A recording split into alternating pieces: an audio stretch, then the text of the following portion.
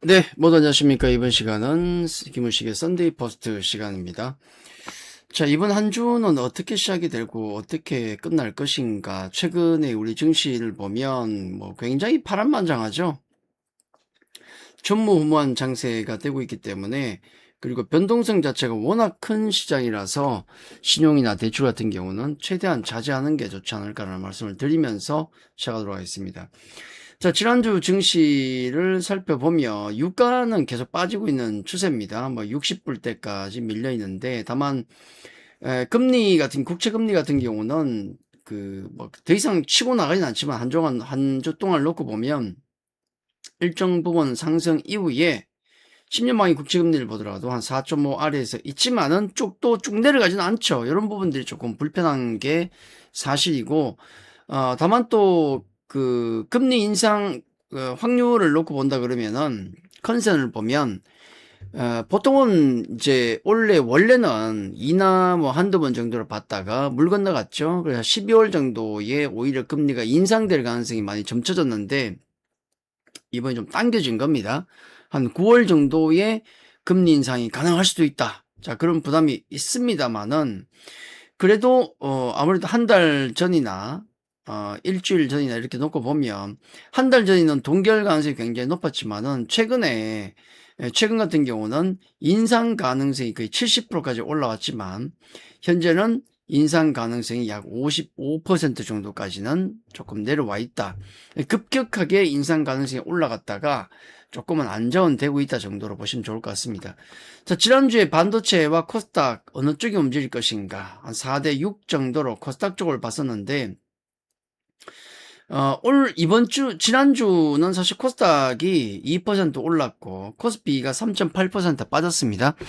근데 지나고 나니까 별로 그런 느낌이 안 들죠. 체감 지수는 오히려 코스닥이 빠진 것 같은데, 왜냐면, 월요일 8% 폭등 이후에 찔끔찔끔 밀리다가 이제 주 후반 오면서 급락이 나왔기 때문에 그런 체감은 썩 좋지는 않다는 말씀을 드리고, 미국은, 금요일 장세가 쉬웠는데, 금요일 휴장인 가운데, 미국 시장은 다우, 나스닥, 그 다음 S&P 500 모두 2% 정도 올랐었고, 필라델피아 반도체 지수가 조금 급락이 나왔죠. 자, 그런 부분들은, 우리가 금요일 반도체주가 올랐기 때문에 아마도 월요일에는 미국, 반도체가 조금 반등이 나오지 않을까 그렇게 좀 보고 있습니다. 자, 필라델피아 반도체 지수가 많이 빠졌다는 거, 그리고 동조화에서 코스피도 빠졌다는 거. 다만 대만 같은 경우는 견고하게 오히려 강한 흐름을 이어가고 있고 순환매도 건강하게 돌기 때문에 우리 쪽이 수급 때문에 지금 애를 많이 먹는 국면이 지속되고 있습니다.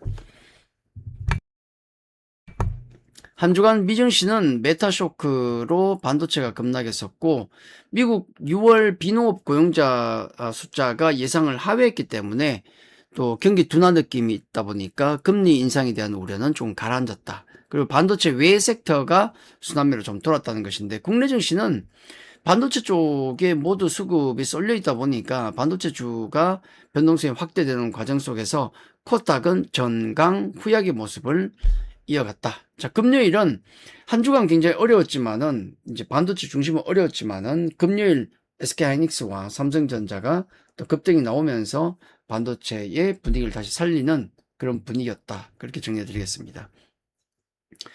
자, 지금 현재 국면이 조금 특이한 게, 2008년 금융위기 당시와 비슷하다 그런 얘기가 많습니다. 첫째는 변동성이, 지금 현재 일어나고 있는 변동성이 엄청난 변동성을 보여주고 있는데, 이런 부분들이 거의 2008년 금융위기만큼의 변동성을 이어가고 있다.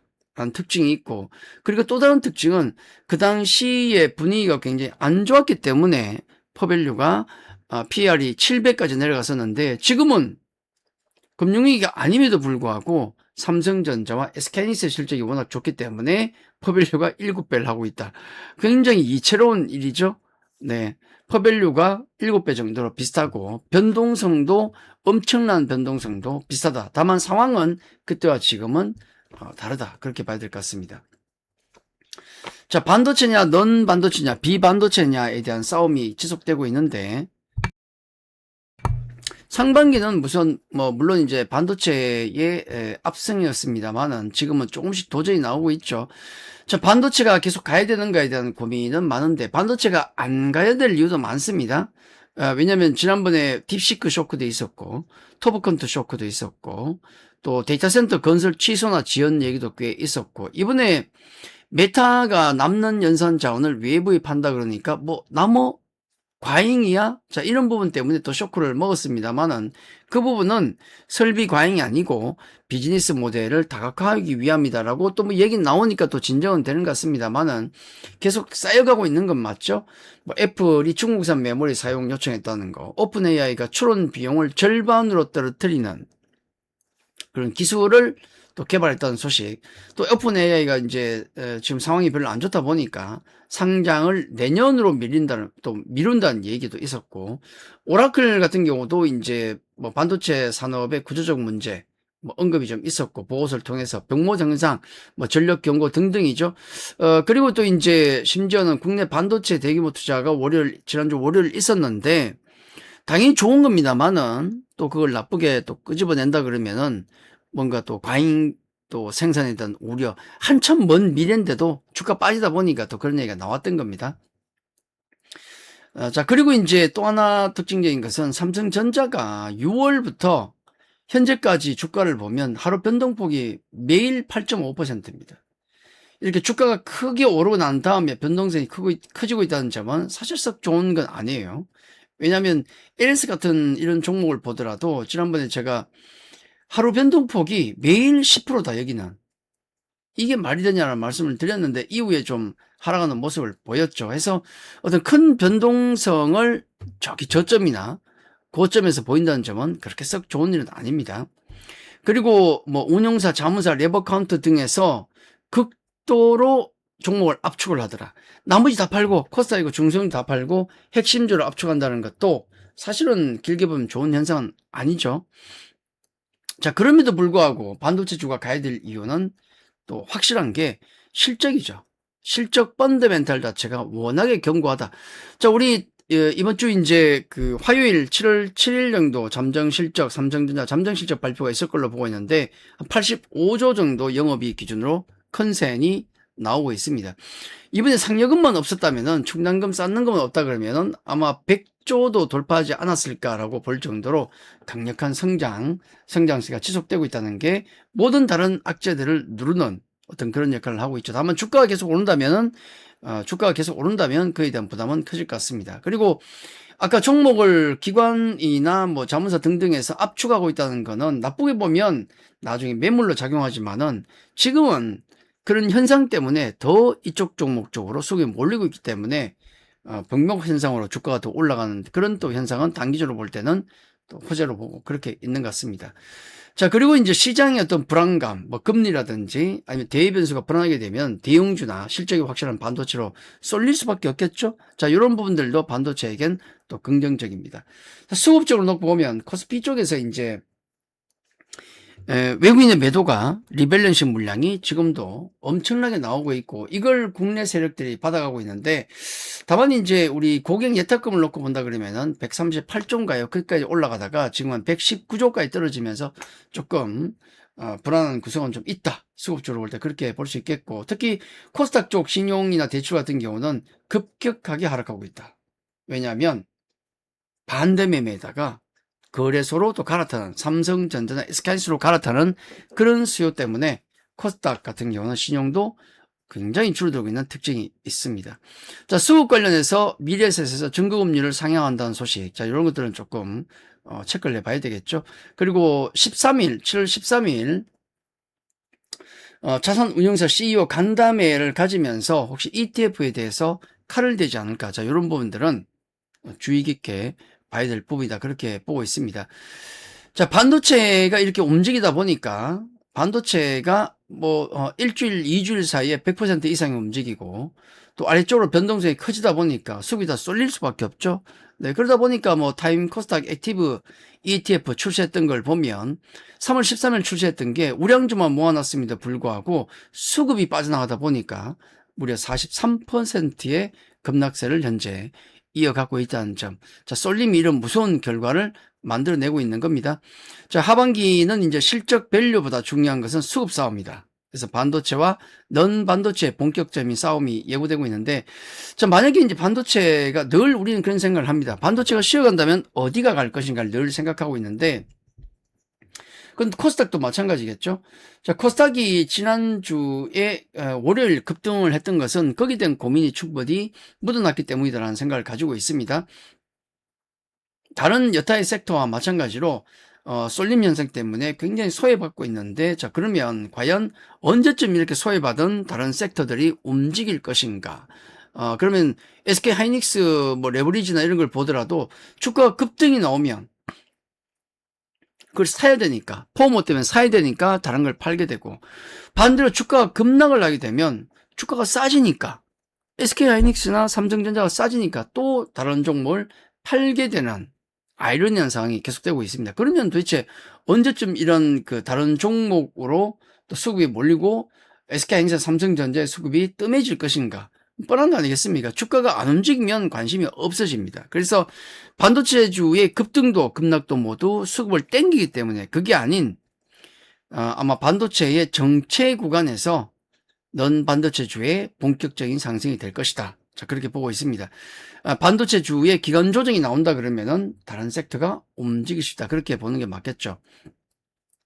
자, 이번 주 증시 스케줄을 놓고 보면 중요한 것은 여기 삼성전자 잠정 실적 발표가 있고, 또 FOMC 회의 의사록이 있고, 테슬라 기가 텍사스 소식이 있고, 나트 정상회담이 있다는 점, 또 SK하이닉스 ADR 상장이 있다는 점. 자, 이런 것들을 보면 삼성전자 잠정 실적 발표와 SK하이닉스 ADR 상장은 반도체 관련 이슈고, 자, 미국 FOMC 회의 의사록은 가장 큰 영향을 주는 아마 금리에 대한 얘기가 되겠고, 그리고 테슬라의 기가 텍사스 소식이 나온다는 것은 로봇이라든지 로보택시에 관한 소식이 되겠고, 나토 정상회의 같은 경우는 방산이나 조선 섹터에 캐나다 잠수함 발표도 있지 않습니까? 거기에 영향을 미치기 때문에 다양하게 반도체와 비반도체 관련 모멘텀이 이번 주에 있다. 자, 그렇게 정리할 수 있겠습니다. 현대로템 같은 경우가 지금 박스권을 기고 있는 하단 정도에 있는데, 실적이나 수준 모멘텀을 감안하면 긍정적으로 봐야 되겠고, LIG 넥스원, LIG DNA 같은 경우는 마찬가지죠. 안정적인 차트 흐름 속에서 그 다음에 수급 흐름까지 좋기 때문에 만약에 비반도체가 움직인다면 역시 관심 있게 봐야 될 것 같습니다. 자, 캐나다 잠수함 수주 모멘텀이 있는데, 그래서 수주할지 안 할지 모르겠어요. 다음 주에 발표가 있긴 한데, HD현대중공업이나 하나오션 같은 경우도 꾸준히 수주 모멘텀이 이어지면서 긍정적으로 보고 있는 어떤 그런 섹터다. 자, 테슬라 기가 텍사스 소식 같은 경우는 로봇주에게도 긍정적인 소식도 있겠죠. 현대차 같은 경우가 현대차 그룹주 전체가 최근 차익 매물 나오면서 상당히 좀 어려운 국면, 나쁘게 보면 어려운 국면이고 좋게 보면 저점까지 하락해 있다는 것이죠. 자, 그런 자리에서 로봇 관련주들 상당히 조정이 많이 나와 있는데, 이번 주에 어떤 뭐 작은 모멘텀이 반등의 어떤 또 역할을 할지 지켜볼 필요도 있을 것 같습니다. 자, 삼성전자 잠정 실적 발표는 반도체주에게 당연히 어떤 영향을 주겠죠. 긍정적이든 뭐 차익 매물이든 어떤 영향을 주겠지만, 비반도체 관련주 중에서도 전력 설비가 또 따라가지 않습니까? 그리고 지수가 움직이게 되면, 그리고 거래가 활발해지면 당연히 증권주들 같은 경우도 긍정적으로 볼 수가 있겠죠. 자, 그리고 실적 시즌을 맞이하다 보니까 실적이 양호함에도 불구하고 턴어라운드에도 불구하고 형편없는 주가 흐름을 보여주고 있는 엔터주, 하이브의 월봉을 놓고 보면 의미 있는 저점에 있고, SM 같은 경우도 워낙에 또 싼 지금 밸류가 낮기 때문에 또 의미 있는 자리에 와 있는 이런 타이밍이 또 중요할 것 같습니다. 화장품주 늘 긍정적으로 보셔야 되겠고, 그리고 실적이 잘 나온다면 국민연금 왜 안 사겠습니까? 10% 채우고 있는 NC 같은 종목들. 자, 그렇게 놓고 본다 그러면은 이번 주도 반도체와 비반도체주가 모두 움직일 수 있는 구간이다. 그렇게 봐야 될 것 같습니다. 물론 기온은 또 반도체 쪽이 조금 더 높긴 합니다만은, 반도체주들이 최근에 많이 올라가 있기 때문에 차익 매물을 감안한다면 비반도체주들도 어떻게 움직이는지 체크하는 것도 이번 주에 중요한 포인트가 아닌가 해서, 하반기 같은 경우는 반도체냐 비반도체주냐, 자, 이 실험이 본격적으로 진행될 가능성이 굉장히 높다. 그런 주에 또 우리가 들어와 있다. 자, 그런 관점 주의 깊게 보셔야 될 것 같습니다. 자, 오늘 시간은 여기까지입니다. 감사합니다.